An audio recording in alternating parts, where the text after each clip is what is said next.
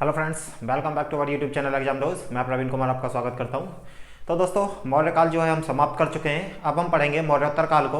तो यहाँ हम समझेंगे मौर्योत्तर काल। तो मौर्योत्तर काल 185 बीसी से लेकर 240 एडी तक के टाइम को मौर्योत्तर काल कहा जाता है।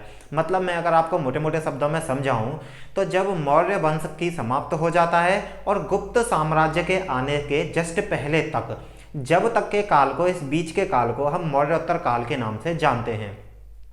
तो मौर्य उत्तर मतलब मौर्यों के बाद का काल। तो हम देखते हैं, हमने दो चीजें देखी थी। अब हम यहाँ ये समझें कि इस समय पे भारत की स्थिति क्या थी।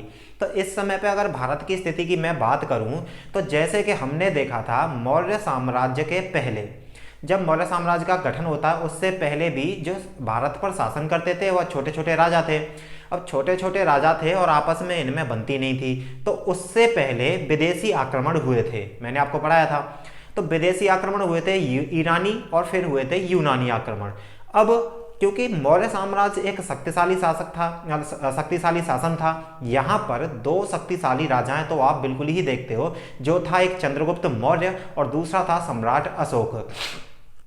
तो ये शक्तिशाली राजाओं ने क्या किया, भारत को एकीकृत कर दिया या फिर केंद्रीकृत कर दिया। तो पूरे भारत पर एक विशाल साम्राज्य, और साम्राज्य ही नहीं सिर्फ शक्तिशाली साम्राज्य जो है गठन हो गया था। लेकिन बाद में जब अशोक की मृत्यु हो जाती है, तो अशोक की मृत्यु 232 बीसी के बाद मौर्य वंश जो था उसके शासक कमजोर पड़ जाते हैं। जब शासक कमजोर पड़ जाते हैं तो जो प्रदेश जीते हुए थे, जैसे कलिंग हो गया या फिर सुदूरवर्ती जो क्षेत्र थे, वह अपना स्वतंत्र होना शुरू कर देते हैं। स्वतंत्र होना शुरू कर देते हैं और खुद को स्वतंत्र करते ही छोटे छोटे राज्य जो हैं, छोटे छोटे साम्राज्य स्थापित हो जाते हैं और वह राज करते हैं। अब छोटे छोटे राज्य साम्राज्य जो हैं वह चल रहे हैं भारत पर। यहाँ आप दिमाग में बिठा के चलो। अब इस तरह से पूरा भारत को एक जुड़ा हुआ ना समझकर इसको ये सोचो कि कहीं छोटा राज्य फिर कहीं छोटा राज्य। तो इस प्रकार से जब छोटे छोटे राज्य चल रहे थे, जिसकी कमी की हमने मौर्य साम्राज्य से पहले ही देखी थी, उसी का फायदा उठा के विदेशी आक्रमण हुए थे। फिर से यह छोटे छोटे राजवंश हो गए और आपस में फूट पड़ने लगी। तो अब फिर से क्या होगा, फिर से विदेशी आक्रमण होंगे। तो यही था मौर्योत्तर काल। तो मौर्योत्तर काल में जब अशोक के मरने के बाद से कलिंग स्वतंत्र हो जाता है और छोटे छोटे राज्य होते हैं, इन्हीं का फायदा उठाते हुए हिंद, यूनानी, शक, पहलव, कुषाण, बहुत सारे आक्रमण जो है आप देखेंगे। तो इन परिस्थितियों को आप दिमाग में अभी इस तरह से सोच के चलना है कि एक तरफ से तो अटैक होंगे विदेशियों के, जिससे कि आपको समझ में आए। एक तरफ से तो अटैक होंगे विदेशियों के, और दूसरा यहाँ मौर्य वंश की समाप्ति किसने करी थी, तो वह बृहद्रथ की हत्या कर दी थी। किसने, पुष्यमित्र शुंग ने, और ब्राह्मण वंश की स्थापना कर दी थी। तो ब्राह्मण वंश की स्थापना कर दी थी क्योंकि वह बौद्ध धर्म की नीतियों से परेशान हो गए थे। कौन, ब्राह्मण। तो इसलिए अब दो चीजें दिमाग को बिठाना है, एक विदेशी आक्रमण साथ में सोचते हुए चलना है, और दूसरा ब्राह्मण वंशों को हम देखेंगे कि भारत पर किस तरह से ब्राह्मण वंश जो है वह उभर कर आते हैं। तो इसी के कारण मैं बताऊं तो जब बृहद्रथ की हत्या जो है उसका सेनापति पुष्यमित्र शुंग कर देता है, और पुष्यमित्र शुंग चूंकि एक ब्राह्मण था तो ब्राह्मण वंश के उत्थान के लिए वह क्या कर देता है, उसकी हत्या और अपनी नींव रख लेता है, और यहां से होते हैं ब्राह्मण वंश। तो यहां से आप दो तीन ब्राह्मण वंश देखेंगे, जैसे कि यहां आप देखोगे शुंग वंश, शुंग वंश के बाद कर्ण वंश देखोगे, और कर्ण वंश के बाद आप देखोगे सातवाहन वंश। तो आज हम पढ़ेंगे शुंग वंश को।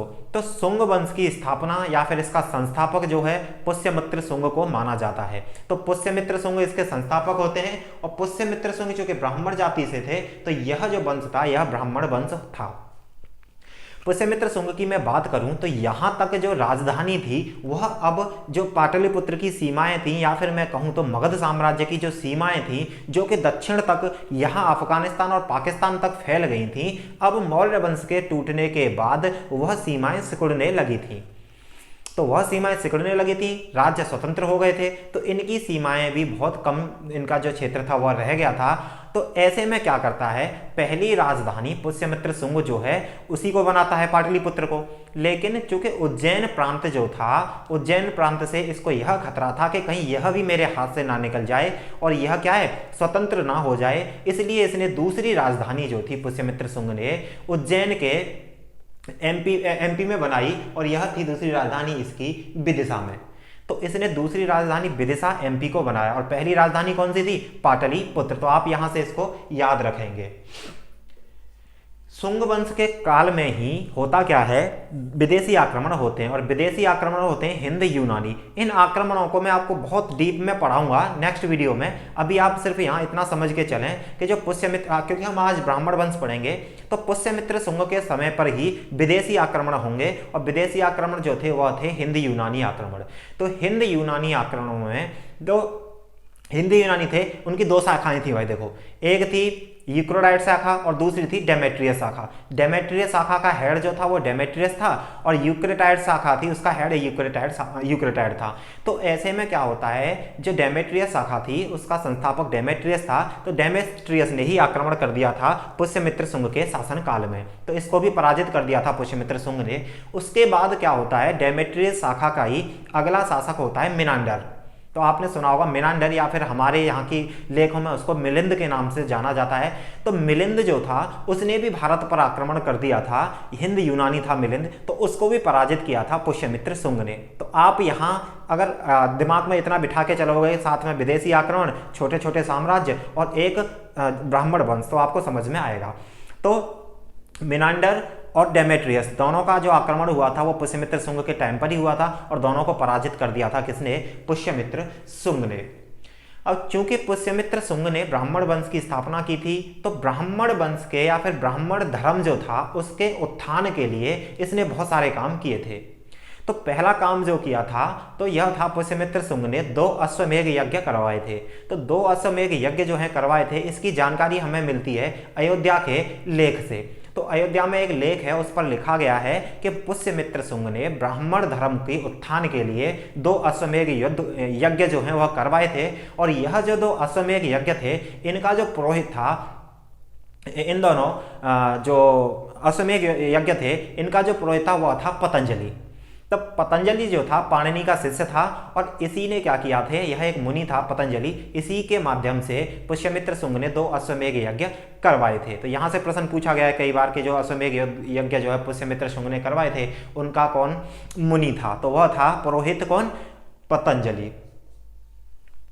अब मैं पुष्यमित्र शुंग की बात करूं तो उसका नेक्स्ट जो काम था वह उसने किया था भरहुत व सांची के स्तूप का पुनर्निर्माण। तो भरहुत जो स्तूप था यह बौद्ध धर्म से संबंधित था और यह एमपी में था, और एक सांची का स्तूप यह भी एमपी में है। तो इन दोनों स्तूपों का निर्माण जो है यह अशोक के काल में हुआ था, लेकिन इनका पुनर्निर्माण जैसे खिड़की जंगले और कुछ ऐसी चीजें इसने लगवाई थी, किसने? पुष्यमित्र शुंग ने। तो आप यहां से सोचोगे कि भाई यह तो ब्राह्मण धर्म का था, लेकिन ब्राह्मण धर्म का था इसने फिर भी यह दोनों जो थे भरहुत का स्तूप और सांची का स्तूप इनका पुनर्निर्माण कराया था। लेकिन मैं बात करूं बौद्ध ग्रंथों की, तो बौद्ध साहित्य का एक साहित्य है दिव्यावदान। तो दिव्यावदान में यह कहा गया है कि पुष्यमित्र शुंग जो था वह इतना दुखी था किससे? बौद्ध धर्म से, जिसकी वजह से उसने ब्राह्मण वंश की स्थापना कर डाली और साथ में बौद्ध भिक्षुओं को सताता था। तो ऐसा लिखा हुआ है दिव्यावदान में कि यह बौद्ध भिक्षुओं को सताता था। यहां तक कि उसमें एक लाइन भी लिखी गई है कि जो पुष्यमित्र शुंग था उसने यह घोषणा की थी कि मेरे राज में या मेरे शासनकाल में जो भी व्यक्ति मुझे किसी भी एक बौद्ध भिक्षु का सर ला के देगा, मतलब कोई भी एक सर ला के बौद्ध भिक्षु का देगा, मैं उसे 100 दीनार दूंगा। यह बात कहाँ तक सत्य है इसके जो है स्रोत नहीं है, लेकिन यहाँ तक कहा गया है कि जो पुष्यमित्र शुंग था इसने बौद्धों को बहुत परेशान किया था और बौद्ध भिक्षुओं के बदले, उनके एक सर के बदले 100 दीनार देने की बात करता है। कौन? तो पुष्यमित्र शुंग। पुष्यमित्र शुंग ने विदर्भ प्रदेश को भी जीता था और विदर्भ प्रदेश जो है इसके राजा थे यज्ञसेन। तो यज्ञसेन को हराकर पुष्यमित्र शुंग ने विदर्भ को जीता था। इसकी जानकारी हमें मिलती है मालविका अग्निमित्रम से। तो मालविका अग्निमित्रम जो है कालिदास की एक पुस्तक है, उसकी जानकारी हमें मिलती है कि विदर्भ प्रदेश को जीता था पुष्यमित्र शुंग ने। तो यह जो था शुंग वंश का संस्थापक पुष्यमित्र शुंग, उसने इतने सारे काम किए थे। तो पुष्यमित्र शुंग की मृत्यु के बाद उसका पुत्र अग्निमित्र शासक बनता है। तो अग्निमित्र के बारे में भी जानकारी ज्यादा नहीं मिलती है, लेकिन अग्निमित्र के बारे में एक मालविका अग्निमित्रम पुस्तक है। तो मालविका अग्निमित्रम यह कालिदास द्वारा लिखी गई थी, लेकिन कालिदास जो हैं गुप्त काल के कवि थे। मौर्य काल के या फिर मौर्योत्तर काल के कवि नहीं थे, ना ही वह शुंग वंश के थे। लेकिन जब वह गुप्त काल में अपनी एक पुस्तक रचते हैं मालविका अग्निमित्रम, जिसका मतलब है मालविका और अग्निमित्र, तो मालविका जो थी वह विदर्भ प्रदेश की राजकुमारी थी। तो मालविका विदर्भ प्रदेश की राजकुमारी और अग्निमित्र यही पुष्यमित्र शुंग के बेटे। तो अग्निमित्र और मालविका के बीच में प्रेम विवाह हुआ था, उसकी जानकारी जो है मालविका अग्निमित्रम से लिखी है, जो प्रेम कथा है एक, और यह लिखी है कालिदास ने। तो यहाँ से जानकारी मिलती है कि मालविका के साथ भी विवाह किया था और जो है वैवाहिक संबंध स्थापित किए थे विदर्भ प्रदेश से अग्निमित्र ने। उसके बाद मैं बात करूं तो अंतिम शासक जो होता है शुंग वंश का वह देवभूति होता है और इसकी हत्या वसुदेव कर्ण द्वारा कर दी जाती है। जिस प्रकार से अब यहाँ पर इतिहास ने अपने आप को फिर से दोहराया, जिस प्रकार से बृहद्रथ मौर्य वंश का अंतिम शासक, उसकी हत्या उसके सेनापति पुष्यमित्र शुंग ने की थी। कैसे? मार दिया था उसको धोखे से। तो वही इतिहास दोबारा से दौड़ता है और यह जो शुंग वंश का अंतिम सेनापति होता है या फिर अंतिम शासक होता है देवभूति, उसकी हत्या कर देता है कण्व वंश का, उसकी हत्या कर देता है कण्व वंश का वसुदेव कण्व। तो यहां से क्या होता है, कण्व वंश स्थापित होता है और शुंग वंश जो है उसकी समाप्ति हो जाती है। अब मैं बात करूं शुंग काल में कला और संस्कृति के लिए, तो शुंग काल में जो कला और संस्कृति का विकास था वह मोस्टली तौर पे आप देखोगे हिंदू धर्म जो था वही आगे बढ़कर आया था। तो इस समय पर जैसे हमने देखा था मौर्य काल में जो स्तूप होते थे उनकी बाहर की दीवार जो थी वह लकड़ी से बनाई जाती थी, तो बाहरी दीवार लकड़ी से बनाई जाती थी। लेकिन शुंग काल में यह पत्थर से बनाई जाने लगी या फिर पाषाण से बनाई जाती थी। तो एक चीज़ आप याद रखोगे, यहाँ से प्रश्न पूछ लिया जाएगा कि जो स्तूप होते थे उनकी पत्थर की दीवारें किस काल में थी, तो वह शुंग वंश में बनाई जाने लगी थी। दूसरी मैं बात करूँ तो वैष्णव धर्म के उत्थान का काल, क्योंकि पहला ही ब्राह्मण वंश जो स्थापित होता है मौर्य काल के बाद, तो वैष्णव या ब्राह्मण धर्म के उत्थान का काल भी शुंग काल को ही जाना जाता है। मनुस्मृति एक मनु की रचना है, मनुस्मृति जो है मनु की रचना है और यह क्या है, हिंदुओं का साहित्य है। तो इसमें हिंदुओं के सामाजिक जीवन और उनके दैनिक क्रियाकलापों के बारे में दिया गया है। तो इसकी जो मनुस्मृति की जो रचना का काल है उसको भी शुंग काल ही माना गया है, क्योंकि यही काल जो है ब्राह्मण ग्रंथ का, ब्राह्मण धर्म का उत्थान का काल था। तो मनुस्मृति क्योंकि जो है ब्राह्मण धर्म से संबंधित थी, वैष्णव धर्म से या फिर हिंदू धर्म से, तो यह बताया गया है कि जो मनुस्मृति का काल है वह भी शुंग काल को ही माना गया है। शुंग काल में एक विदिशा एमपी में बेसनगर जो वर्तमान जगह है एमपी में, विदिशा जिसका के वर्तमान में बेसनगर एमपी में है, वहां से एक गरुण स्तंभ जो लेख है वह मिलता है। तो गरुण स्तंभ लेख था क्या, तो यह था गरुण स्तंभ लेख, एक विष्णु मंदिर है यहाँ पर विदिशा में, उसके बाहर एक स्तंभ था जिस पर जो है यह लिखा गया है कि शुंग काल का एक शासक होता है, 9वां शासक, जिसका नाम था भागवत। तो शुंग वंश का 9वां शासक होता है भागवत। तो उसके दरबार में यूक्रोटाइड्स जो शाखा थी किसकी, हिंद यूनानियों की। मैंने 2 शाखाएं बताई थी आपको, डेमेट्रियस शाखा और यूक्रोटाइड शाखा। तो यूक्रोटाइड जो शाखा थी उसी का एक राजदूत हेलियोडोरस, याद रखना है आपको, यूक्रोटाइड शाखा के शासन में हेलियोडोरस राजदूत 2 है। 9वें शुंग शासक भागवत के दरबार में आता है और उसी ने हिंदू धर्म से प्रभावित होकर विष्णु मंदिर के बाहर गरुण ध्वज स्तंभ का जो है निर्माण कराया था। तो यहाँ आप याद रख सकते हो गरुण ध्वज स्तंभ जो था उसका निर्माण किसने कराया था, तो वह हेलियोडोरस ने कराया था, हिंदू धर्म से प्रभावित होकर। और यह किस काल की बात है, तो शुंग काल में यह हुआ था। अब हम देखेंगे कण्व वंश को। कण्व वंश यह भी ब्राह्मण वंश था और जो शुंग वंश था, शुंग वंश के अंतिम सेनापति देवभूति की हत्या कर देता है वसुदेव कर्ण, और वसुदेव कर्ण वंश कर देता है। इसके बाद स्थापना होती है कण्व वंश की। तो कण्व वंश जो है 73 बीसी से 28 बीसी तक चलता है, लगभग 45 वर्षों तक। तो वसुदेव कण्व जो है इसका संस्थापक होता है और यह क्या कर देता है, इसका सेनापति ही होता है देवभूति का, कौन, वसुदेव कर्ण, और इसकी हत्या कर देता है। अब यहाँ पर जो कण्व वंश है उसके बारे में ज़्यादा जानकारी के स्रोत हमारे पास नहीं है। इतना बताया जाता है कि कण्व वंश में कुल 4 जो है शासक हुए थे। इनकी सीमाएं कण्व वंश तक आते आते जो मगध था उसकी सीमाएं पाटलिपुत्र तक ही सिमट कर रह गई थी और बाकी जो थे प्रदेश थे वो स्वतंत्र हो चुके थे, कुछ जो है हिंदू यूनानियों के कब्जे में आ गए थे। तो यहाँ पर जो कण्व वंश था उसने अपनी राजधानी पाटलिपुत्र से ही चलाई थी। तो कण्व वंश के समय पर राजधानी सिकुड़कर पाटलिपुत्र तक ही रह गई थी और इसकी जो चार दीवारी थी पाटलिपुत्र तक ही रह गई थी।